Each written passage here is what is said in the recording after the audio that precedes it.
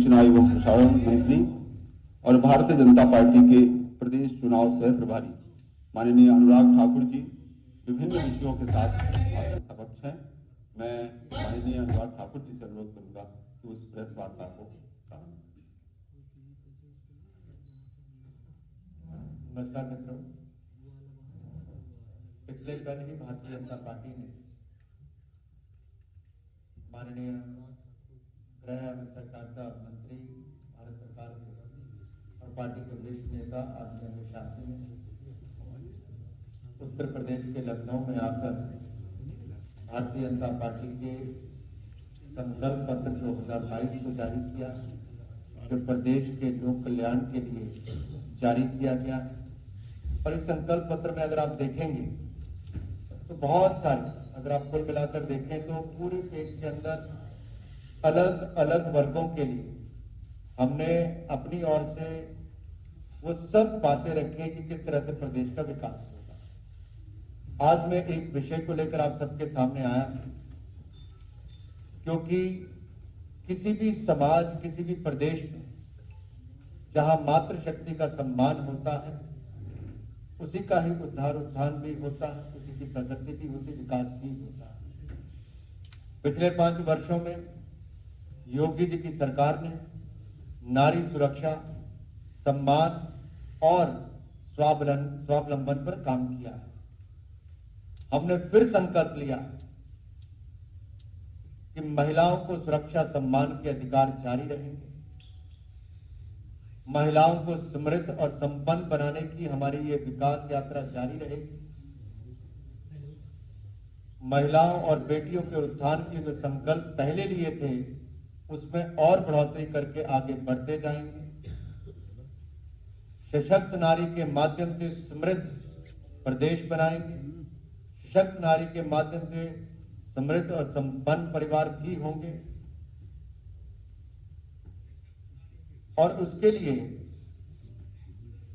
महिला सुरक्षा पर हमने सबसे बड़ी प्राथमिकता के तौर पर देखा और महिला सुरक्षा पर प्राथमिकता दी भी है और बड़ी जिम्मेदारी के साथ उस पर काम भी किया है। सशक्त नारी, सशक्त प्रदेश, यूपी फिर मांगे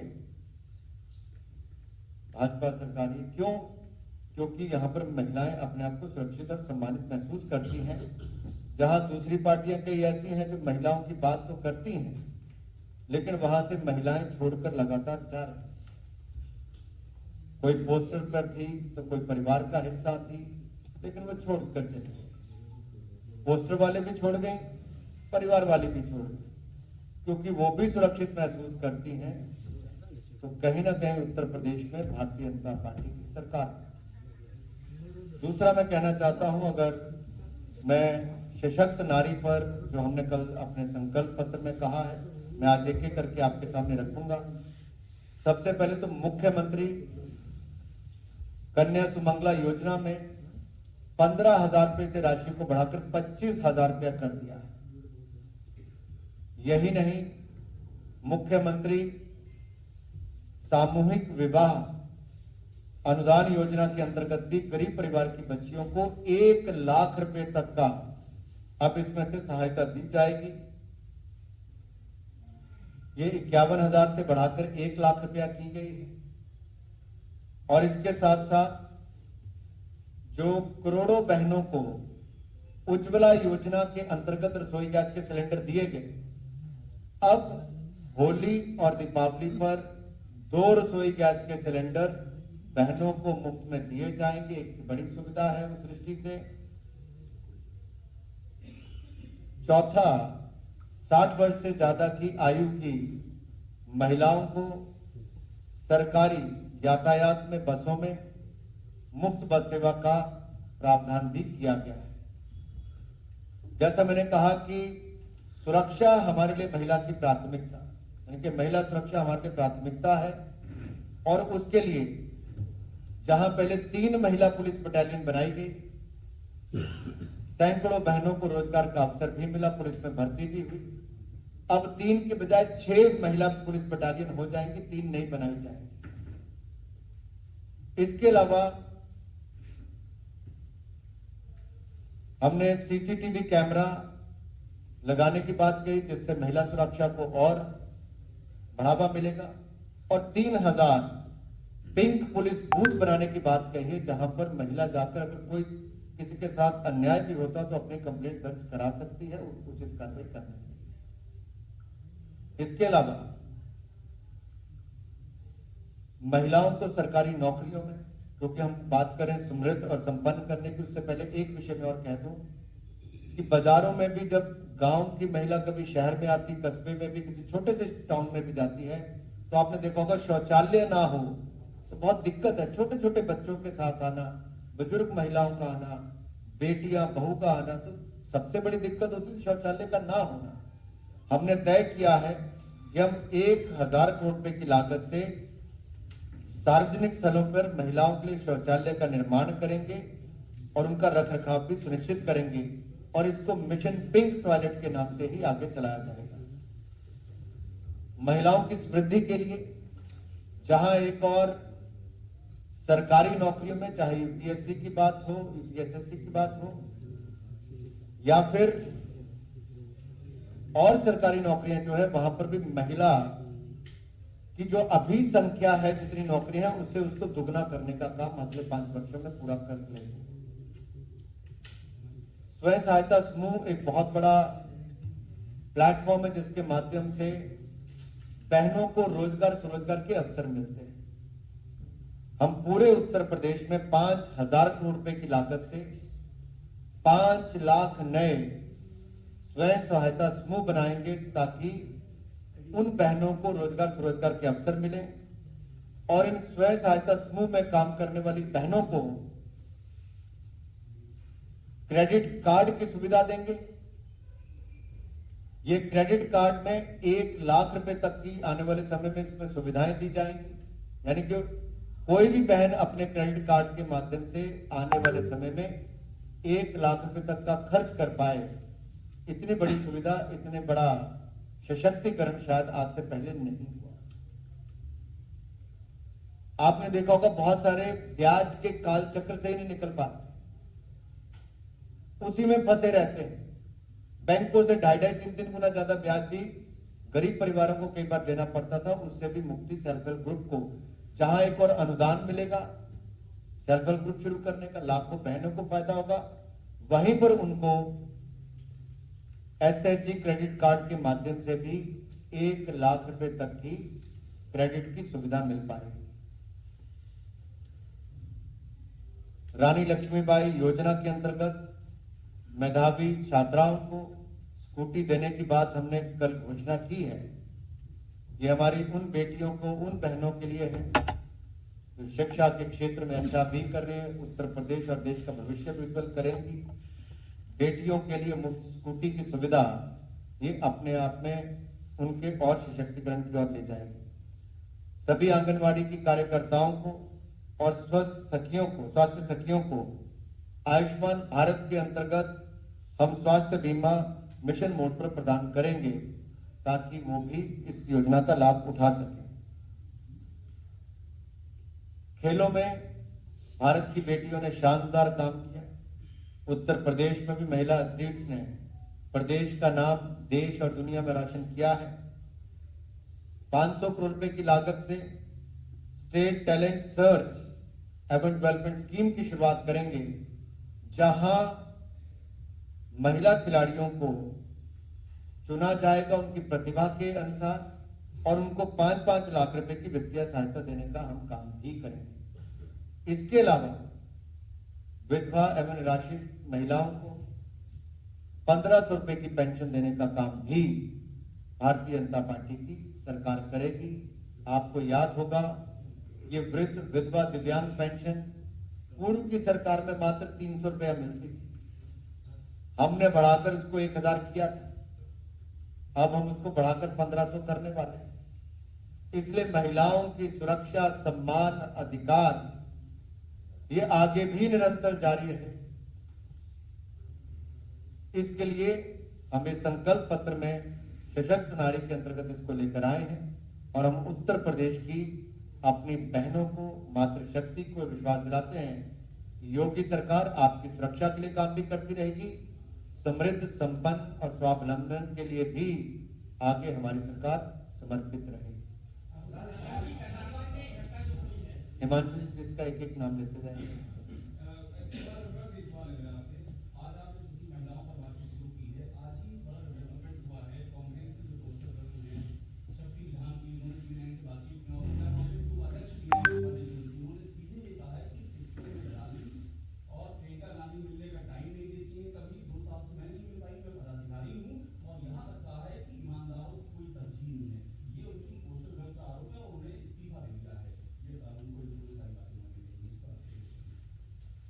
देखिए, कांग्रेस पार्टी के नेता तो छोड़ते ही थे।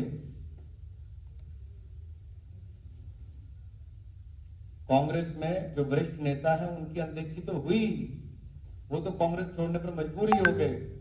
जो नई युवा पीढ़ी को भी तैयार करने का काम करते थे, कांग्रेस की नीतियों से त्रस्त होकर वहां के भ्रष्टाचार के तंत्र को देखकर आज कांग्रेस से युवा पीढ़ी भी कन्नी काट रही, उनके पोस्टर गर्ल्स भी छोड़कर जा रहे हैं, भ्रष्टाचार के गंभीर आरोप लगा रहे हैं, अनदेखी की बातें कर रहे हैं। ये प्रियंका वाड्रा जी के ऊपर इतने बड़े आरोप एक के बाद दूसरे लगे हैं।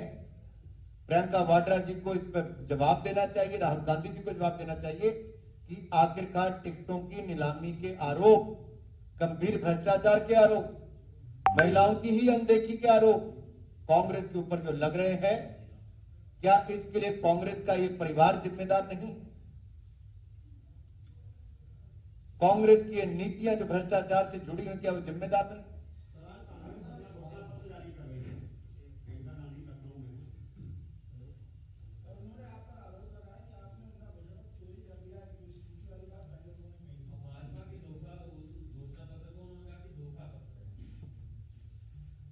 हमने जो पिछला लोक कल्याण संकल्प पत्र 2017 में लाए थे, उसमें भी कहा था गुंडा राज भ्रष्टाचार मुक्त उत्तर प्रदेश करेंगे। हमने वो करने का काम किया, उस दिशा में काम। महिलाओं को सुरक्षा सम्मान के अधिकार देने की बात की, वो किया। हमने 70 लाख रोजगार स्वरोजगार की बात की थी, हमने 3 करोड़ रोजगार स्वरोजगार देने का काम पिछले 5 वर्षों में किया है। हमने जो कहा वो करके दिखाया है। भाजपा ने करके दिखाया है, भाजपा फिर करके दिखाएगी।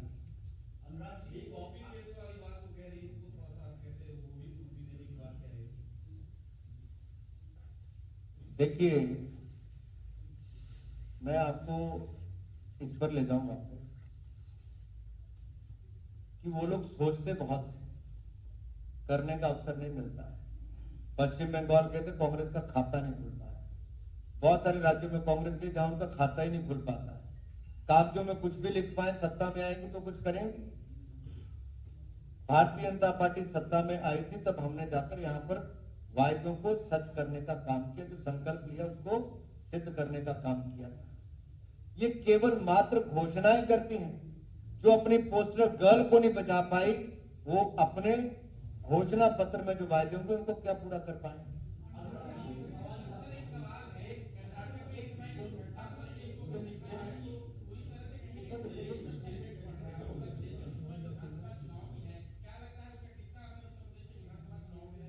एक एक करके सवाल आने दीजिए, पूछिए क्या सवाल है? मामला कोर्ट में विचाराधीन है, आज उसकी सुनवाई। मुझे लगता है आपको, मुझे और सबको ही कोर्ट के निर्णय का इंतजार करना चाहिए।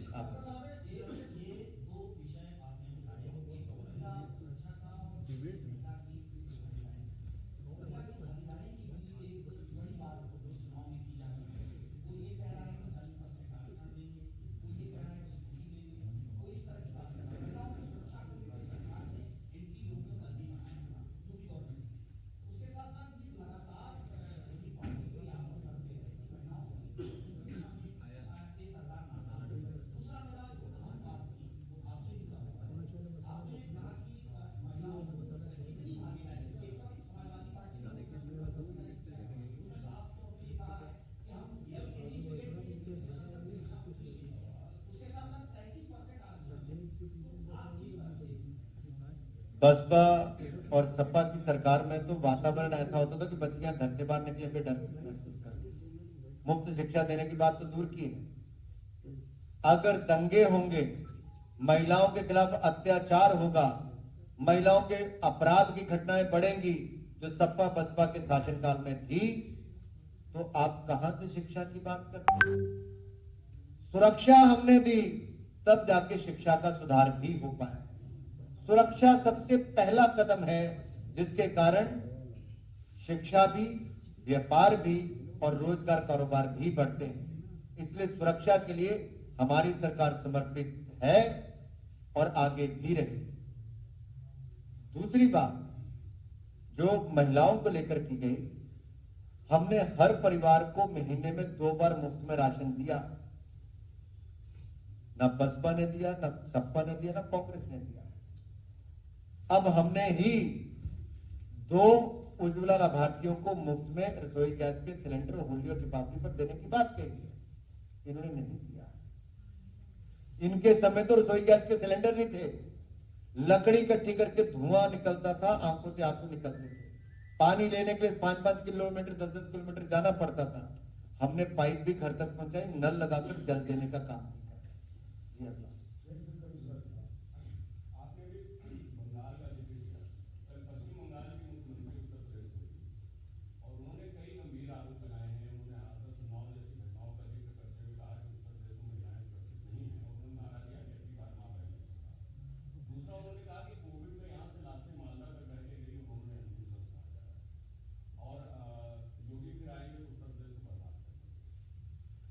देखिए, उत्तर प्रदेश में योगी जी की लोकप्रियता इतनी है कि पश्चिम बंगाल के मुख्यमंत्री को भी यहां पर आना पड़ा है।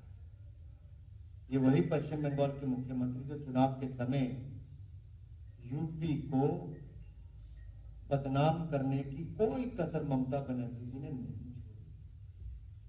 यूपी के लोगों को गुंडा कहने से ममता बनर्जी जी पीछे नहीं हटे। और ममता बनर्जी जी को लेने सबसे पहले कौन गया? जिनके राज्य में गुंडों को संरक्षण मिलता था, अपराध की घटनाएं, माफिया राज को बढ़ावा मिलता था, वो लेने सबसे पहले ममता बनर्जी जी को सबसे पहले गए। मेरा सवाल ममता बनर्जी जी और अखिलेश यादव जी से, एक ने उत्तर प्रदेश का अपमान किया ममता बनर्जी ने, दूसरी ओर उत्तर प्रदेश के लोगों को जवाब देना पड़ेगा अखिलेश यादव जी को कि उत्तर प्रदेश को अपमानित करने वाली ऐसी महिला को लेने के लिए वो क्यों गए,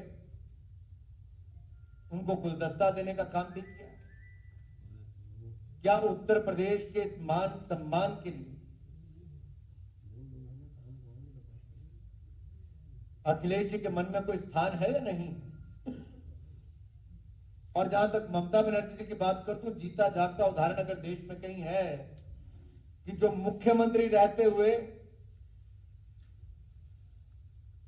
गुंडई को और दंगई को बढ़ावा देती है, जिनके सत्ता में आते ही परिवारों को छोड़कर पलायन करना पड़ा, दूसरे दलों के कार्यकर्ताओं को मारपीट करके वहां से भगाने का काम हुआ, ये एक दंगई दूसरे राज्य से आकर उत्तर प्रदेश में दंगा करवाने वाली पूर्व सरकार के मुखिया अखिलेश यादव से हाथ मिलाने गए। उत्तर प्रदेश दंगा मुक्त हुआ है। पश्चिम बंगाल से आने वाले दंगई उत्तर प्रदेश के पुराने दंगइयों का साथ देंगे तो उत्तर प्रदेश की जनता कभी स्वीकार नहीं करेगी।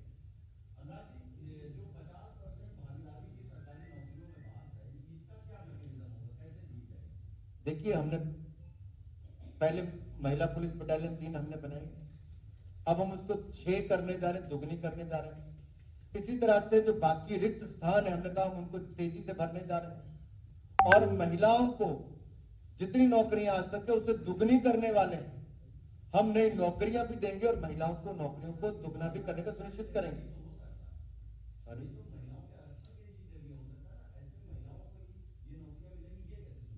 निश्चित तौर पर होगा। रोजगार स्वरोजगार के जब अवसर बढ़ते हैं तो उसकी संख्या भी बढ़ने ही वाली है और सरकारी नौकरियों के जो रिक्त स्थान है उनको जब भरेंगे तो निश्चित तौर पर दुगनी हो ही जाएगी। और इसके लिए हम संकल्पबद्ध हैं। हमने जो भी किया है उसके लिए कानून बनाना पड़ता है, कानून बनाएंगे, कुछ और करना पड़ता है वो भी करेंगे, लेकिन महिलाओं के लिए नौकरियों को दुगने करने का हमने संकल्प लिया है इसको सिद्ध करके ही देंगे।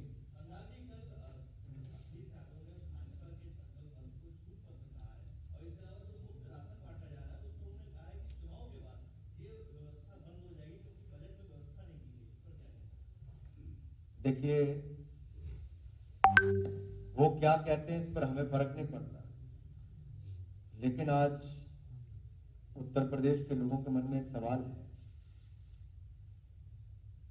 कि सपा अपना संकल्प पत्र जारी करने आए या घोषणा पत्र जो भी करना है, जो भी नाम दिया होगा, उस समय क्या उस पार्टी के नेता थे साथ में? मंच पर कौन था?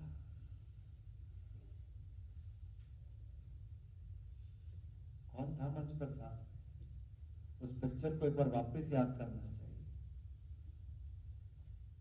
ये अपने आप में दिखाता है समाजवादी पार्टी सुन्नी हो रही है, खाली हो रही है, अपने छोड़कर जा रहे हैं, अपनों का ही साथ मंच पर नहीं मिल पा रहा है। ये अपने आप में दिखा रहे हैं कि समाजवादी पार्टी की हालत इस चुनाव के बाद क्या होने वाली है। उसका एक ट्रेलर कल देखने को मिल गया।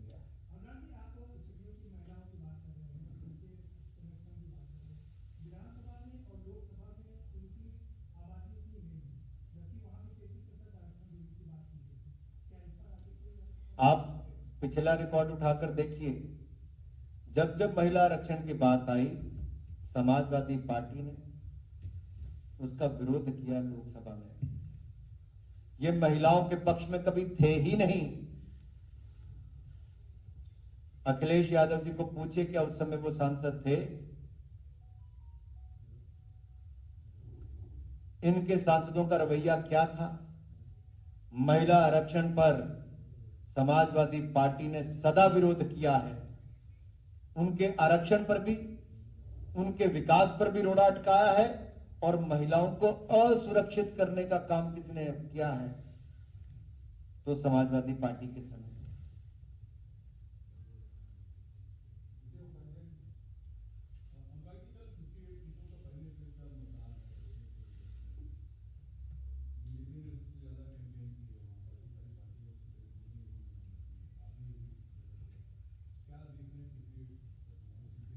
अगर आप जितना मेरा जाना हुआ, जितनी मेरी चर्चा वहां पर हुई, जो जोश वहां पर है, आज आप लिख लीजिए कहीं ना कहीं, और 10 मार्च को हम एक बार फिर मिलेंगे। पिछली बार से ज्यादा सीटें भारतीय जनता पार्टी पश्चिम उत्तर प्रदेश में जीतने जा रही है पहले फेज में। उससे ज्यादा बड़ी संख्या में हम सीटें जीतने जा रहे हैं। एक अलग वातावरण है, जोश बिल्कुल अलग है। और कल भारी मतदान के बाद आप देखेंगे भारतीय जनता पार्टी की सीटें भी बढ़ेंगी और मतदान भी बढ़ेगा।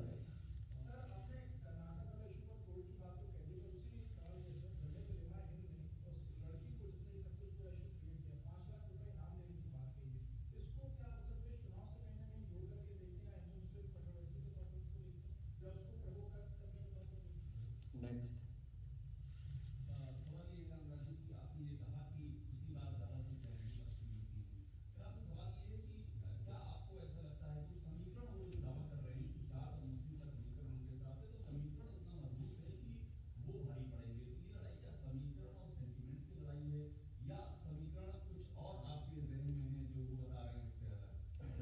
हमने सबके लिए काम किया है, सबका साथ, सबका विकास, सबका विश्वास, इस मूल मंत्र के साथ काम किया है। 5 वर्षों में ना जाति देखा ना धर्म देखा, जिसके हक थे उसको अधिकार देने का काम किया है। पक्का मकान बनाकर दिया। अब पश्चिम उत्तर प्रदेश में जाकर देखिए, गरीब मुसलमान परिवारों को पक्के मकान मिले, अनुसूचित जाति जनजाति घुमांतुर पिछड़ों को पक्के मकान बनाकर मिले। कोई ये नहीं कह सकता कि मुझे मुस्लिम देखा या हिंदू देखा। जो गरीब था उसको गरीब के नजरिए से देखकर उसके अधिकार देने का काम किया।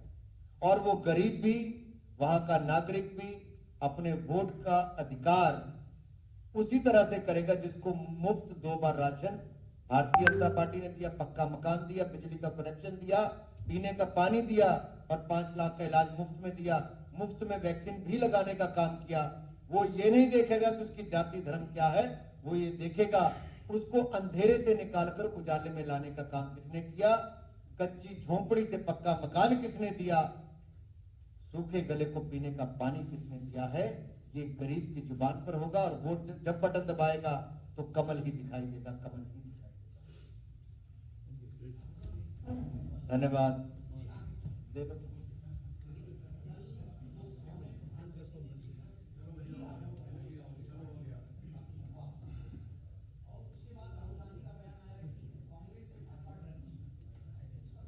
मुझे लगता है प्रधानमंत्री जी के लोकसभा और राज्यसभा के जो राष्ट्रपति जी के उनको जो उत्तर देते हुए अपना जवाब दिया, एक ऐतिहासिक मैं कहूं अगर रिप्लाई अगर पार्लियामेंट के दोनों हाउसेज में हुआ है, उस भाषण में इतना गहराई है, गंभीरता, इतना कंटेंट है। ना केवल कांग्रेस को आईना दिखाया, देश के सामने कांग्रेस की सही पिक्चर दिखाई कि कांग्रेस ना होती तो क्या होता। मुझे लगता है उसको बार बार देखना भी चाहिए, दिखाना भी चाहिए। देश के सामने कांग्रेस का असली चेहरा दिखाने का काम प्रधानमंत्री मोदी जी ने लोकसभा राज्यसभा में किया, और किस तरह से देश को बांटो और राज करने का काम कांग्रेस ने वर्षों वर्षों तक किया। यह तुष्टीकरण की राजनीति के कारण देश का बंटाधार कांग्रेस ने कैसे किया, यह सब देश के सामने आए। और जम्मू कश्मीर पर कांग्रेस की जो नीतियां थी, जिसके कारण 43,000 लोगों को जान गंवानी पड़ी, हमारे सुरक्षा कर्मियों से लेकर आम नागरिक को, उसके कारण कितना नुकसान हुआ। किस तरह से कांग्रेस की नीतियों के कारण देश पिछड़ता चला, जाति धर्म में बंटता चला। हमने उससे बाहर निकालकर देश को सबका साथ, सबका विकास, सबका विश्वास और सबका प्रयास के साथ आगे बढ़ाने का काम किया है। तो मैं तो यही कहूंगा, जिसने ना देखा हो कृपया करके प्रधानमंत्री जी का भाषण जरूर देखें लोकसभा राज्यसभा का। आपको बहुत सारी चीजों के उत्तर मिल जाएंगे जो शायद आप वर्षों से ढूंढ रहे हैं।